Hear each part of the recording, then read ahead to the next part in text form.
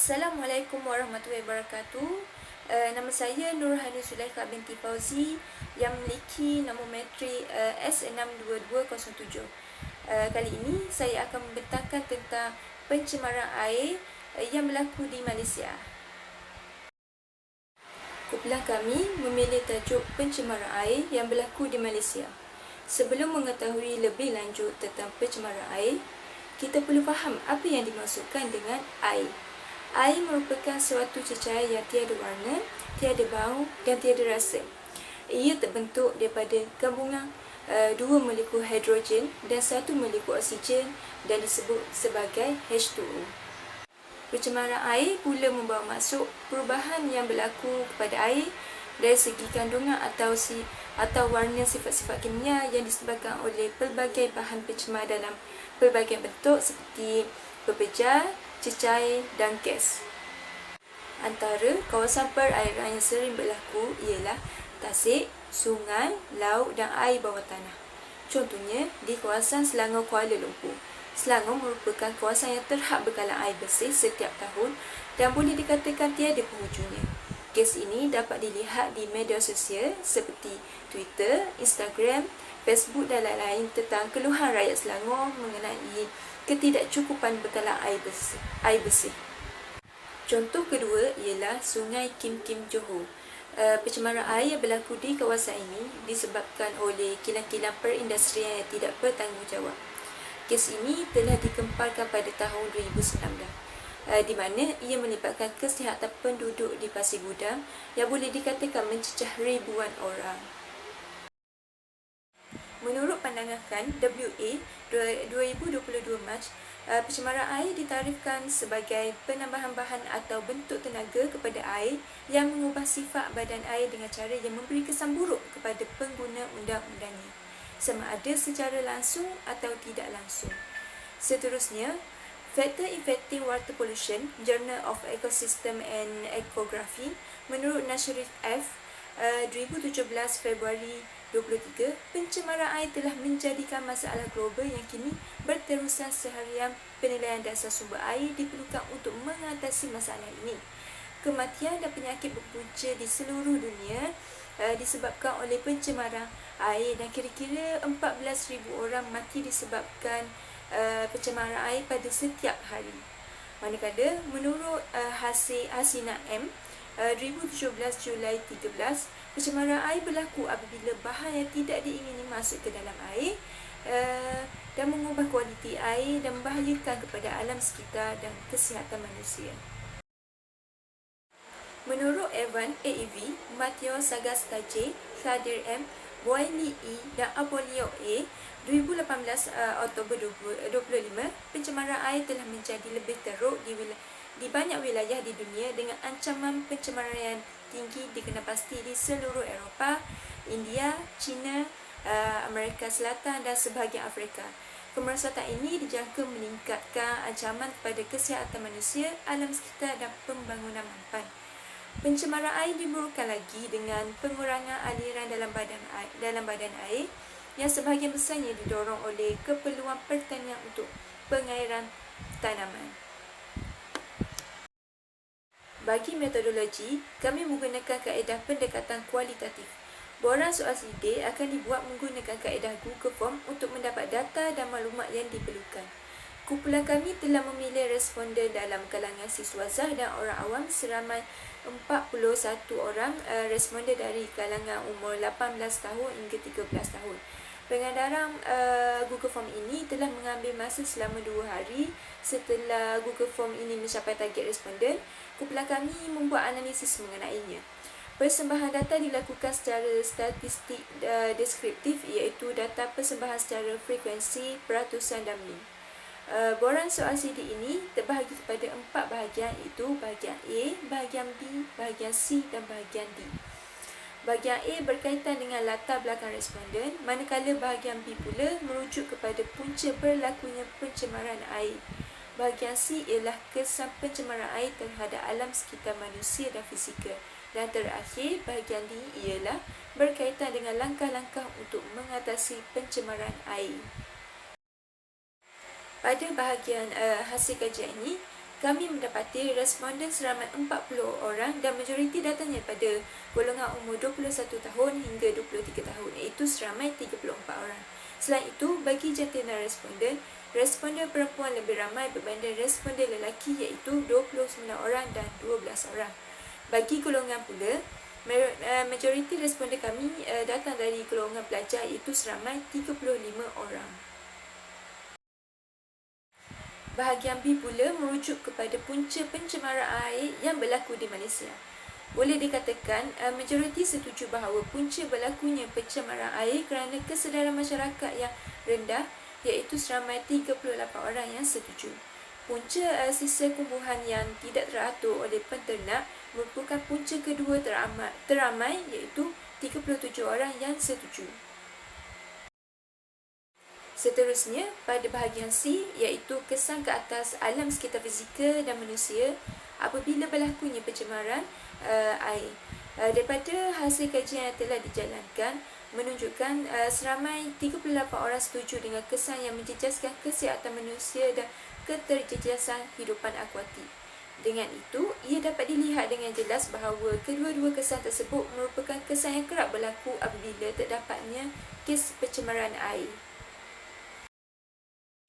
Bahagian D pula mengenai langkah yang perlu dilakukan untuk mengatasi masalah pencemaran air. Terdapat seramai 38 orang yang menyetujui untuk memperkasakan lagi undang-undang sedia ada yang menggantikan dengan yang lebih baik.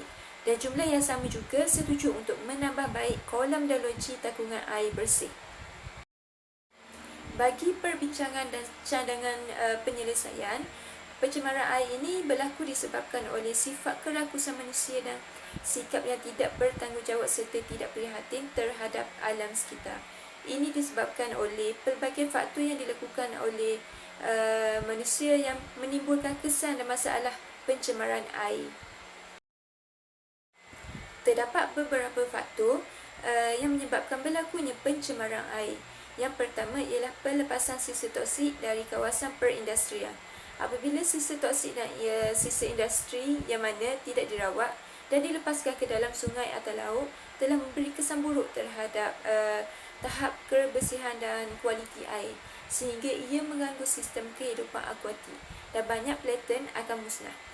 Plankton merupakan makanan bagi kehidupan akuatik seperti ikan-ikan kecil.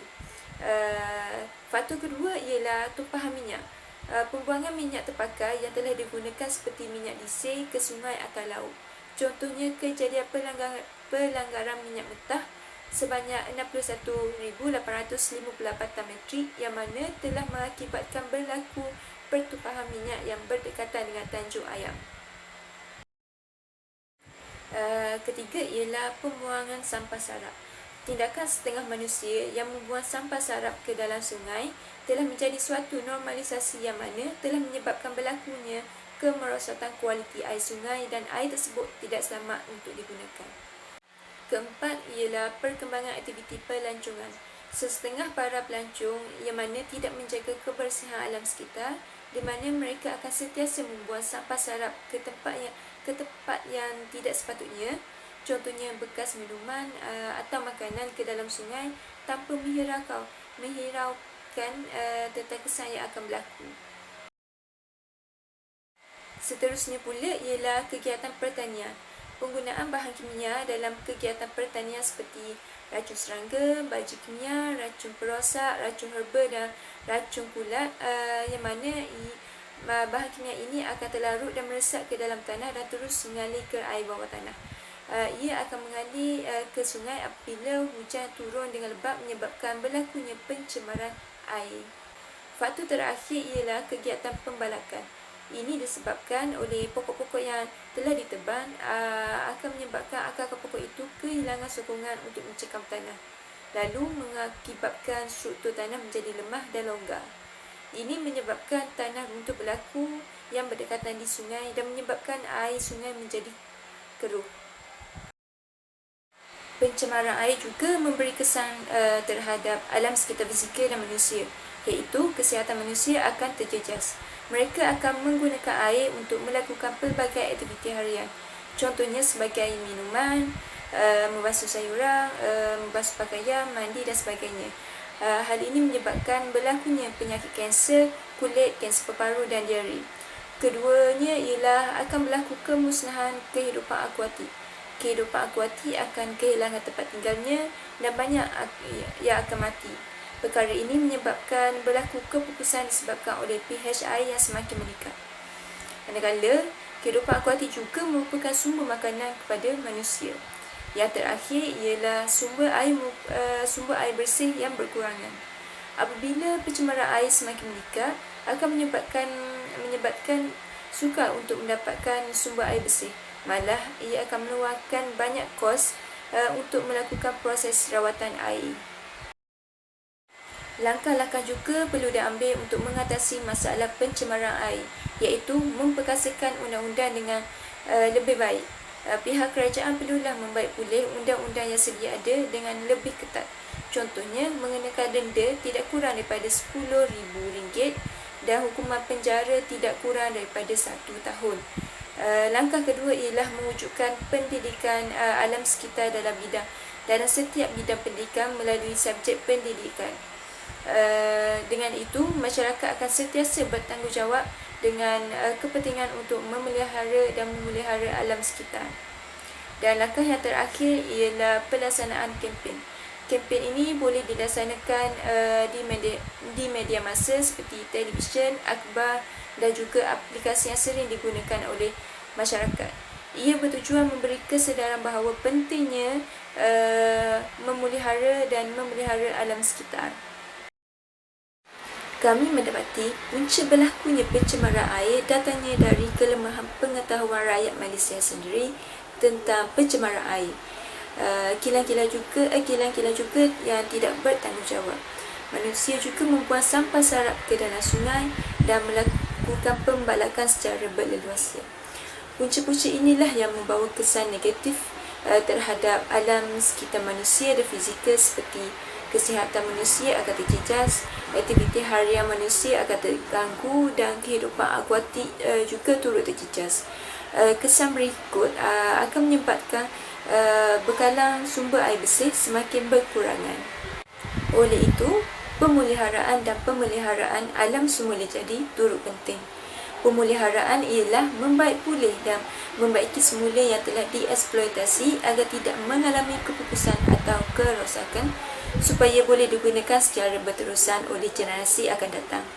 Manakala pemeliharaan ialah penjagaan dan perlindungan sumber semula jadi dari penerokaan. Pencemaran air merupakan salah satu perkara yang serius yang perlu diberikan penekanan yang lebih untuk melindungi sumber bekalan air bersih.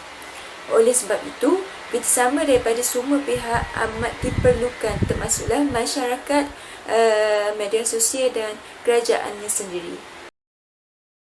Setakat ini sajalah pembentangan saya buat kali ini.